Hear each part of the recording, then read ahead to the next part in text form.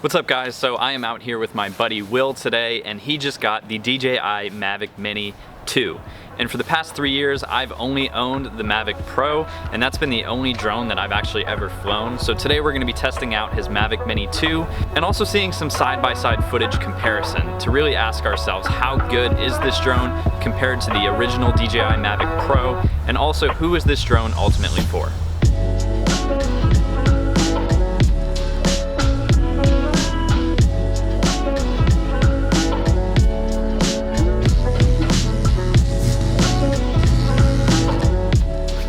It is way too cold outside to film this video, so I brought it back in here in my office, guys. Hope you don't mind. But I had a really good time flying the Mavic Mini 2, and it's nice to fly something other than my Mavic Pro that I've had, like I mentioned, for the last 3 years. My initial impressions of this drone were that it handled great, it has great image quality, and this thing is freaking tiny. Starting off with just the aesthetics of this drone, you guys can see how small it is. It comes in weighing 249 grams, which is actually 1 gram under the legal limit that you need to register your drone and get a license in order to fly it. So DJI, awesome job with that. Having said that, I would say it's the perfect starter drone or somebody who's taking it traveling with them. This thing is so tiny, it barely takes up any room in your kit. And one of the other benefits to this thing being so small is that it's much quieter than my Mavic Pro. When this thing was taking off, I could barely even hear the blades. And being that this drone is smaller, the blades are smaller, and the batteries are ultimately smaller too. But DJI did an awesome job improving the flight time to, I believe it's 31 minutes total, which for something this small, you cannot beat that. They also updated the software to OcuSync 2.0, which dramatically improves the image transmission, and DJI claims that this drone can go 10 kilometers, which is way too far in my opinion to ever fly, but it's nice to know that you can go that far. The remote for this drone is actually bigger than the drone itself, which isn't too big of a deal, but it's even bigger than the Mavic Pro remote that I have, which I don't really understand because you would think smaller drone equals smaller remote, but hey, it's not that big of a deal. And even though this thing is tiny, it handled really well in the different flying conditions because it was a little windy when we were flying it. When we were out, I also brought my Mavic Pro, which I think I mentioned earlier I've had for the last 3 years, and I just never have felt the need to upgrade from the Mavic Pro to a different drone. I think that DJI did such an awesome job on the original Mavic Pro that, like I said, for what it is that I do, I just haven't felt the need to upgrade. When we were out, we did a side-by-side comparison of a few different shots so you guys can see the Mavic Pro footage compared to the Mavic Mini 2 footage. One thing to note though is that the Mavic Pro footage is shot with D-Log, while the Mavic Mini 2 is shot straight out of camera. The Mavic Mini 2 doesn't actually shoot D-Log, and it doesn't shoot above 60 frames per second, which is a bit of a fallback, but not the biggest deal in the end.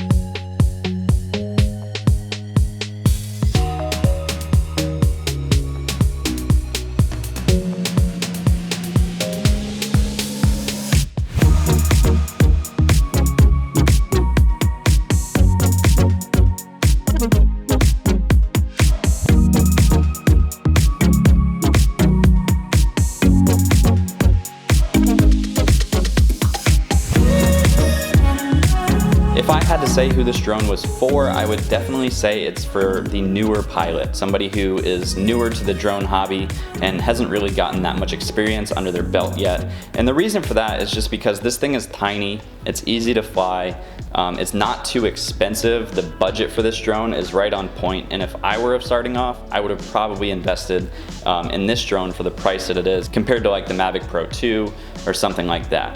When I was starting off, only the Mavic Pro was available, so I invested in that drone. But if I were to do it all over again, I would definitely probably buy the Mavic Mini 2 as a beginner. For my needs now though, I would buy this drone mainly just to travel with because it's 249 grams. You can practically bring it anywhere, pretty much in your pocket. It doesn't take up a whole lot of room in your kit. And you know, for what it is that I do now, I would definitely recommend it as a travel drone. Having said that, is this drone good enough to actually make revenue with? And the answer to that question is yes. When doing client work, you don't necessarily need raw footage and you don't necessarily need to shoot over 60 frames per second unless the project that you're working on is very specific. But for the most part, the image quality and the video quality out of this drone is awesome. I would recommend it for people who are doing weddings, or if you're doing like construction pictures or something, or if you're doing photos for a client, this drone is perfectly capable of handling those things. I'm interested to see what you guys think of this drone, so comment below and let me know your thoughts. If you made it this far through the video, again, I just wanted to say thank you guys for keeping up with the channel, watching the videos, subscribing, and signing up for notifications. I think in the next video, we're gonna be talking about B-roll, so it should be a fun one. I'll see you guys soon. Take care.